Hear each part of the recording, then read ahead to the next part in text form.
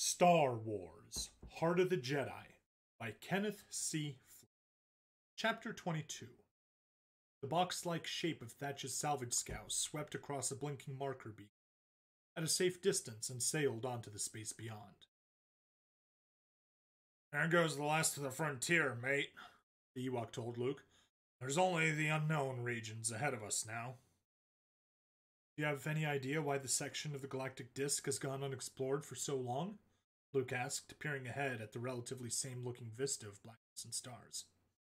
Well, pick your poison. A tangle of hyperspace anomalies, hidden empires brimming with advanced weaponry, ancient races, monsters of all shapes and sizes, the wizards of the night spirit, you name it. It's not one of the densest packed fringes of the galaxy as far as stars go, Thatch surmised. But we've all heard tales from that place was, well, I guess haunted might be the best word. Hunted? Luke said with interest, looking to him. How do you mean? I'm not sure, just legends. Ewoks and starship captains are a superstitious lot. There are several somethings that are strange about the place, and most have heard enough stories to believe it isn't safe to travel here. There were preliminary probes of it before the Great War and even later. No one's been paying too much attention to exploring it. Luke stared intently out onto it. Haunted, he said musingly. Still, somewhere out there is the one place I was told may have the answer to my fate. I know it's a great secret and all, Ed said hesitantly. But, I think it's time you gave me at least a bit more idea of just where it is we're bound. I'm not sure I know that anymore, Luke said in an odd, decisive way. The great turmoil in the young man was clearly visible in his troubled expression. I've been thinking about what you said. If I go to where I was told to go, I wonder if I'll be doing the right thing. I mean, before this all started, all I really wanted was a chance to do something. Something for myself. To be what I chose to be, not a farmer like Uncle Owen wanted, or a soldier like the wars made me. I'm not quite following you there, mate, said the Ewok. Luke struggled to clarify, both for Thatch and himself.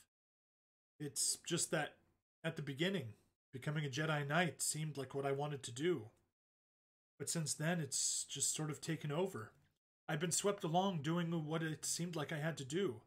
There's never been time to think, to adjust, to find out what it all means. You see? I want to understand not just what a true Jedi is, but who and what I am, too. Do I have to give up one to be the other? I can understand having questions about that, Ewok told him sympathetically. No one should have to become anything besides what he is. That sounds easy, said Luke. But you've never had the powers pulling and pushing at you that I have. I know you don't understand this, but I'm supposed to be going to a place where there's something a whole lot stronger than I am. Than maybe any or all of us are. It could be I'll find my answers there, but it could also be that I'll lose my chance to ever be free. He stared out into the space ahead of them again. I can feel it out there already. Calling me, he said. It's like hearing a song being sung by a single, high, sweet voice. Very far away, very clear. And it's calling to me, Thatch, calling my name. It's trying to pull me closer, draw me in, wrap me up, hold me, forever. He broke off suddenly, turning to the Ewok. New words rushed out in a torrent of urgency. Maybe we should run away. Just fly clear of here. I could leave it all behind, at least for now. I could sail around the galaxy with you, get some idea of life that's really my own. Maybe then I'd understand what I should do. Are you saying you'd cast aside this great quest you're on? Ewok said with surprise. Just hang on there. Not so hasty, lad. I know what I said before. Listening to you now, I say it's not such a good idea. You've changed your mind about taking me? Nah, mate, I'd be glad to have you. Just not right now is all. Not this way. I may be only a simple Ewok. I know that whenever the challenge is, you've got to see it through. You've said as much yourself. Until you've found your answer, you'll never have peace to do anything else. Luke considered his words, then nodded. You're right, he conceded. There's no sense in trying to put it off I suppose that means I'd better give you the course directions. Not right to the spot, though, Vetch quickly cautioned. You needn't be spelling its exact location to me. I'm of a race known for great curiosity, but we have a great honor too. It's an important secret you're holding on, and I don't want to be pressing you to betray it, even to me. I don't see why not, said Luke. You're my friend. You saved my life. I wouldn't have gotten so far without your help. Even so, you must let me respect your privacy in this, and there's no need to be compromising yourself. I've got a little shuttle of my own. Only a short-range hopper, of course, but it'll get you around a few close systems, so you can take it on your last leg all alone. I'll give you its optimum range, and you just give me a general heading to the outmost spot. When we're close enough, I'll lay off and wait while you go ahead. In case anything happens, I'll not know anything I'm not supposed to. Luke considered, then nodded in agreement. Yes, that probably is better. I don't know what to expect. I don't want you in danger, and I am supposed to be doing this alone. Good, Dad said with satisfaction. That's all settled. Thanks, Luke told him warmly. You know, I can't tell you how much good you've done for me. Somebody I could just talk to about things, I mean. Somebody who wasn't involved, who could stand away and look at things from the outside. I really appreciate that. The Ewok patted Luke's arm with a furry paw. You just go out and do your mission and get it over with, my friend, he said. After that, why, we'll have all the time in the universe to talk.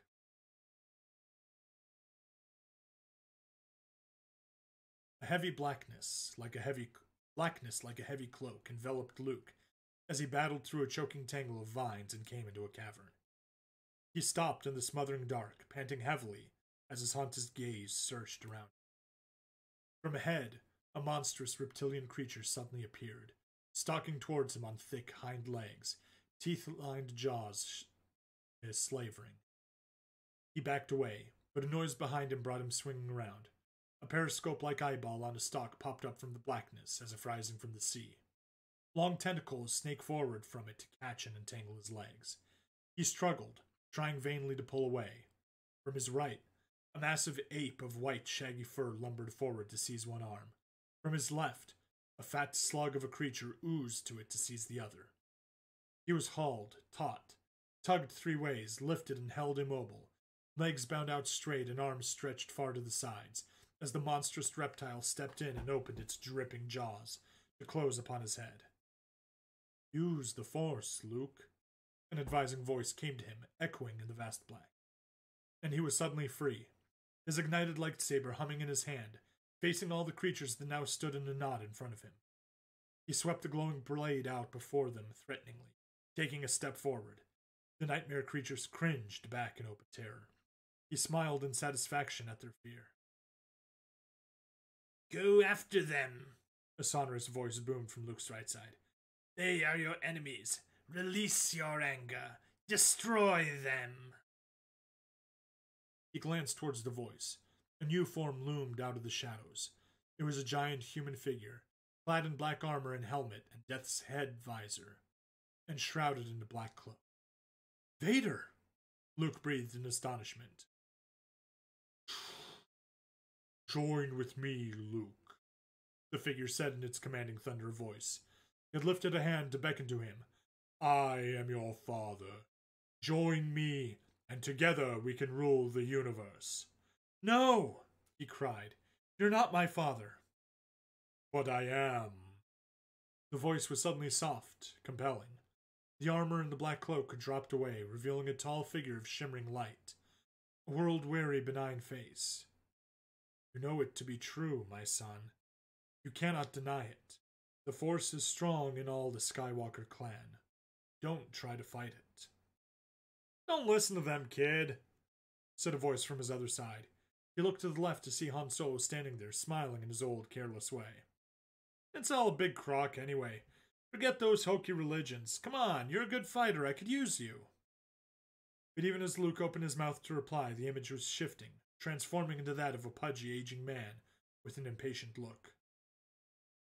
You can play games with your friends later, boy, he snapped. You've got important work to do right here. I need you, Luke. You can't just abandon us. But Uncle Owen! The dismayed Luke began. He was cut off by another on his right. Never mind him, it said sternly. Luke turned back to see that his father's form had now been replaced by that of Obi-Wan Kenobi. He never understood you, Luke, the man reasoned. He never had any interest in the rebellion or the Jedi. But you have to have. They all depend on you now.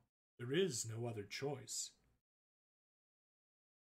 There is, said a cracked, squeaky voice to his right. He looked there again this time to see the small form of the Jedi Master in his robe, the gnarled walking stick in one hand. Yoda! The bewildered Luke said with relief. Choices? There are always, young Jedi, the being admonished, shaking the stick at him. Think or not, believe or not, to act or not.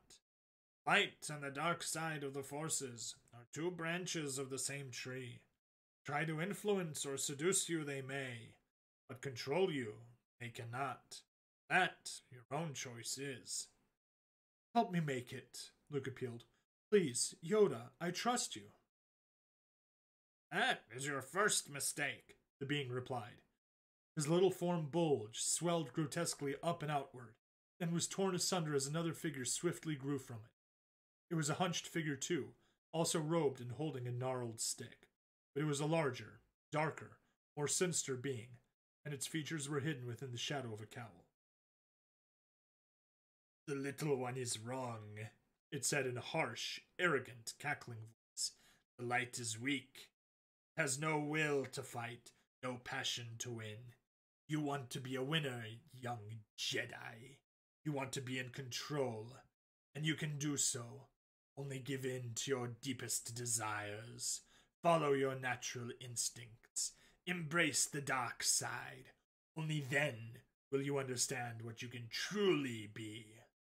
With the figure's hands lifted to the cowl, tugging it back, it fell away to reveal not the Emperor's aged face, but the young face of Luke Skywalker, grinning back at him. No! He screamed as he jerked bolt upright. Or, as always, if this was the counterstroke of the West version of Episode 3. Do not want!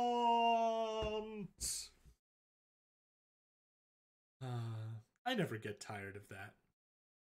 He stared ahead of him, panting breathlessly. His naked body was steaming with sweat. He looked around him at the little cabin of the salvage scow, and looked at the bunk on which he had been sleeping. Slowly, his breathing eased. His look of confusion began to clear as he reoriented himself. He dressed quickly and went out, mounting to the bridge. Ewok was on duty there already, in his captain's chair. Hello, mate, Thatch greeted. Did you get some sleep? Sort of, Luke said vaguely. I started getting restless. Well, there was a good chance that brought you up here anyway. I would have called you soon. We're getting close to your coordinates.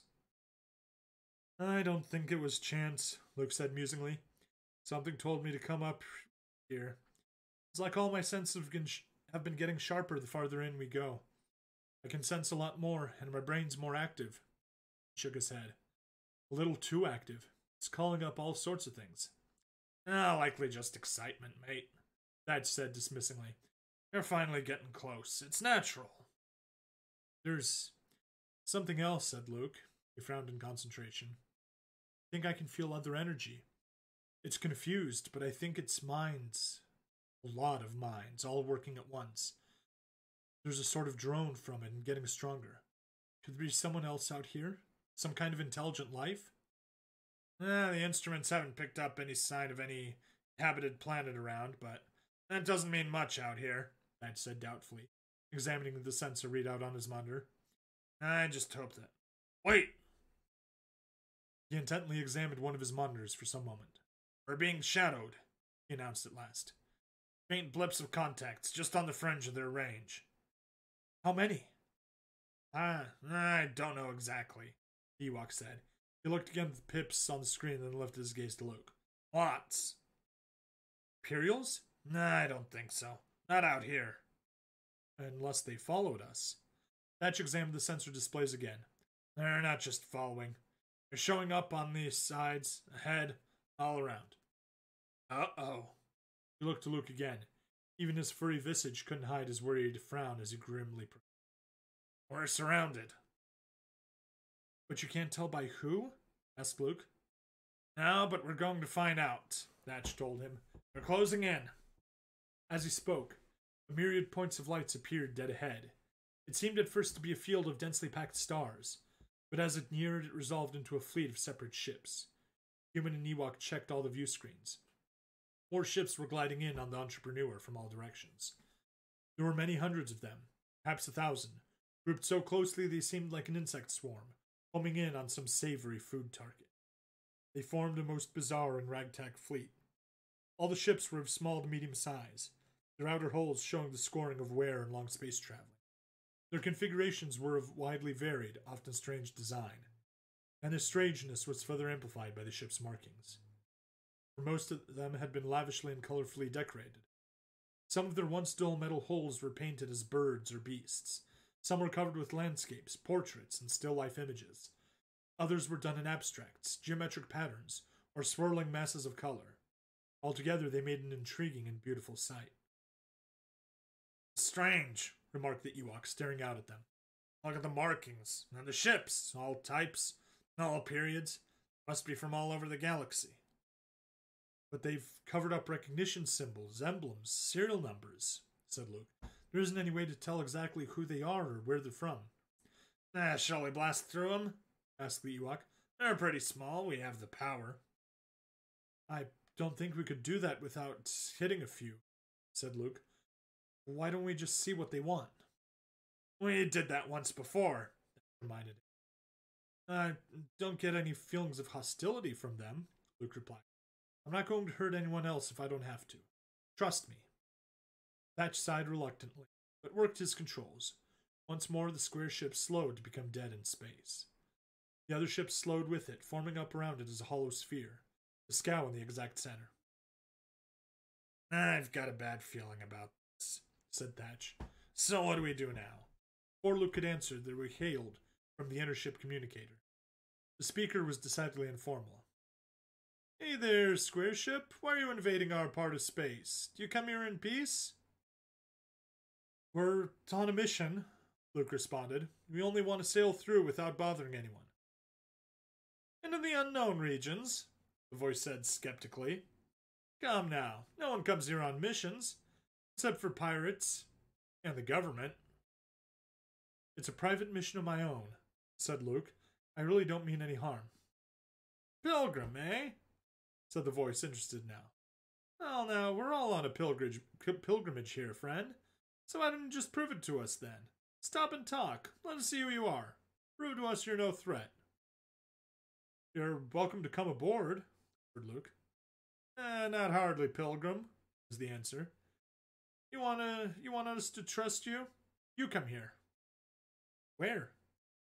"Right ahead of you. Move aside, some of you others, and give our new friend the view." A cluster of ships ahead parted, sliding aside and revealing a much larger vessel that lay beyond. Luke and the Ewok looked toward it with fascination. It was in an unusual configuration, similar to that of a huge, spreading daisy bloom. The central disk of it was a gleaming dome of transparent material. Around it was a dozen long, narrow wedges, rayed out like flower petals. Each one was a different color, mostly pastel shades of pinks, yellows, and blues. Highly unusual craft," said Thatch. "More like a space station than a ship. And what is that under that big central dome?" Luke peered at the mass of green vaguely discernible behind the curve of the wall. "Vegetation," he said. "I think it's a bioship." "I don't like this," the Ewok said darkly. Do you really mean to go over there?" "Afraid so, but you stay here. I'll talk to them alone. That way, if anything goes wrong, you can still blast free." "I could go over with you," the Ewok stoutly volunteered. "You've done enough already," Luke said. "I've got us into this. I'll get us out." "All right, mate," Thatch reluctantly agreed. "It's your call. I'll show you my shuttle and give you a piloting rundown." "Good," Luke told him, and into the communicator microphone he said, "Hello, large ship. Do you copy? I'm accepting your invitation. You can prepare to receive our shuttle. It might take a few minutes, though. Do you mind?"